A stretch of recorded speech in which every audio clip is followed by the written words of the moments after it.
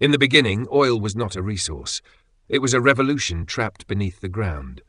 When John D. Rockefeller founded Standard Oil in 1870, he didn't just build a company, he built a machine that powered the American century. From the flicker of kerosene lamps to the roar of Ford's Model T, every drop of oil carried the rhythm of industrial ambition. But power, once concentrated, always invites rebellion.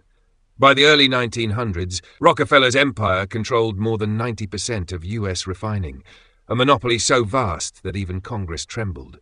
His success became a warning that control over energy meant control over nations. Half a century later, new empires would rise, in Texas, in the Middle East, in Wall Street boardrooms, each believing they could command the same black gold. Yet in every triumph of oil, there hid the same question: who truly wins? Long before Silicon Valley and Wall Street, America's wealth came from the soil, and beneath that soil lay its destiny. At the turn of the 20th century, oil seeps in Pennsylvania and Texas promised more than light. They promised power. When the Lucas Gusher erupted at Spindletop Hill in 1901, crude oil shot 100 feet into the air, baptizing a new age of American capitalism. Within days, Beaumont, Texas, transformed from a dusty town into the center of a national frenzy. The discovery changed everything. Oil became cheaper than water, and with it came the birth of the automobile, the airplane, and the global chase for industrial dominance. Entrepreneurs flooded south, railroads expanded, and banks poured money into this new black rush. But amid the chaos, one truth stood firm. Control over oil meant control over America's future. Standard Oil's grip extended from drilling rigs to pipelines, dictating prices and crushing rivals. It wasn't just a company. It was the skeleton of the U.S. economy. While workers inhaled fumes and fortunes rose overnight, few realized that this golden age of oil was sowing the seeds of its own reckoning. Because in the shadows of prosperity, Washington was beginning to ask an uncomfortable question. Can one man own an entire nation's fuel? By 1911, Standard Oil had become the face of both American success and American fear. It refined 9 out of every 10 barrels in the country, dictated transportation rates, and silenced competition with ruthless precision. The public admired Rockefeller's genius but despised his reach. Newspapers called it an invisible empire of smoke and steel. 2 decades later, oil ceased to be a commodity. It became a weapon. When World War II erupted, tanks, planes, and ships devoured fuel faster than any army could supply it. Control over oil fields meant survival. The U.S., blessed with domestic reserves and industrial might, became the arsenal of democracy, refining, shipping, and fueling not only its own war effort, but that of its allies. After victory, Washington understood one truth: whoever controlled energy would shape the post-war world. The Marshall Plan rebuilt Europe not only with dollars but with oil. Barrels shipped from Texas and Oklahoma fed the factories of France and Germany. American influence followed the pipelines. By the 1950s, petroleum wasn't just powering cars, it was underwriting global dominance.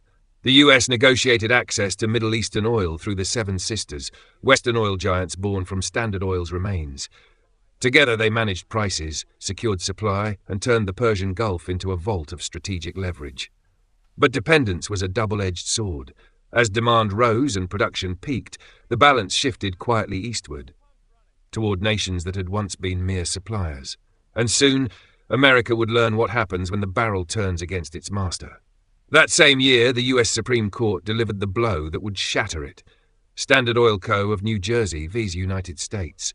Citing violations of the Sherman Antitrust Act, the court ordered the company to be broken into 34 smaller firms, the birth of the modern oil titans: Exxon, Chevron, Mobil, Conoco, and others.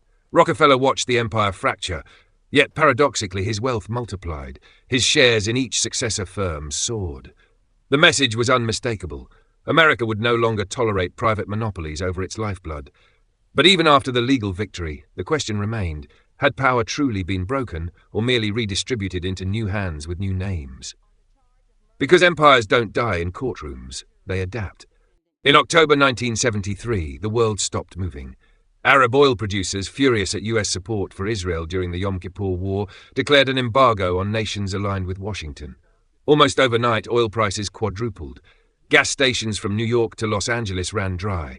Lines stretched for miles, tempers flared, and for the first time Americans saw their superpower stumble over its own dependence. The shock went deeper than fuel shortages. Inflation surged. Unemployment soared, and a new word entered the American lexicon: stagflation. The same energy that had built the modern world now threatened to dismantle it.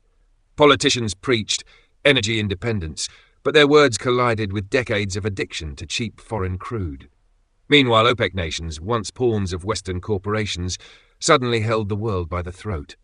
Their newfound wealth redrew the global order, financing skyscrapers in Riyadh and revolutions elsewhere. For Washington, the lesson was brutal but clear. Oil was no longer just an economic tool, it was geopolitical gravity.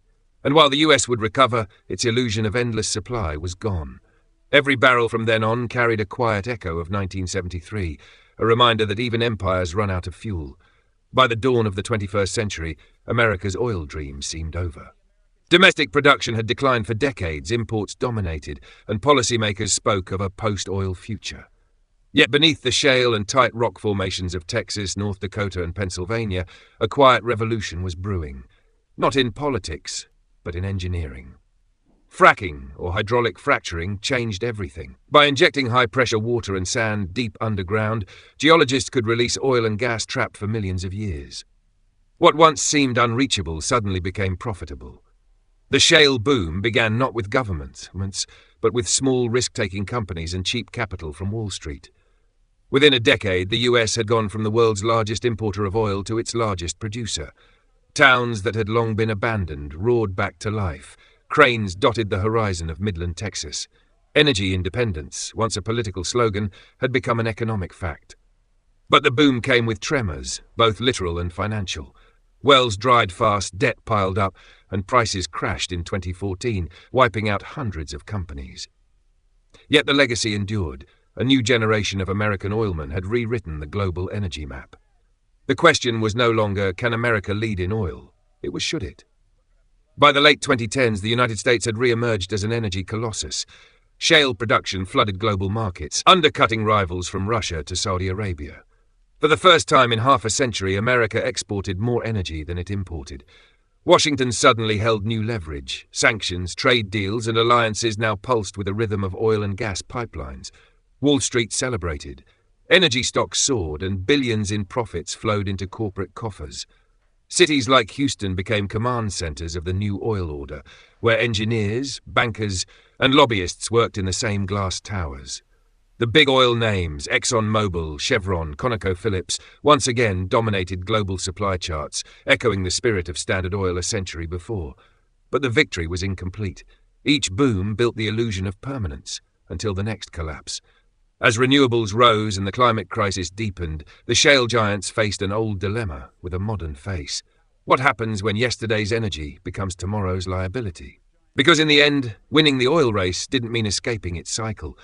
It only meant running faster. Every revolution extracts a cost, and the shale era was no exception. Communities near drilling sites endured poisoned water, trembling ground, and air thick with methane. Boomtowns swelled with money but emptied just as quickly when prices fell. Debt-laden producers collapsed, leaving behind silent rigs and unpaid workers. Beyond America's borders, the abundance of cheap US oil shattered fragile economies elsewhere. Venezuela, Nigeria, and parts of the Middle East found their budgets bleeding as global prices plunged. And then came the greatest bill of all, the climate. Each barrel burned fueled not only cars, but catastrophe. The profit of a decade became the planet's debt for a century. The shale boom had made America powerful again, but also responsible. In the end, oil's story is not just about wealth, it's about dependence. Rockefeller's monopoly, OPEC's embargo, America's shale gamble, each proved the same rule. Energy defines power, but never without a price. For every nation that rose on black gold, another paid in silence, with debt, pollution, or lost autonomy. The real question was never how much oil a country could produce, but how long it could bear its consequences. Because in economics, as in history, miracles are never free. They simply shift the burden from one generation's triumph to another's reckoning.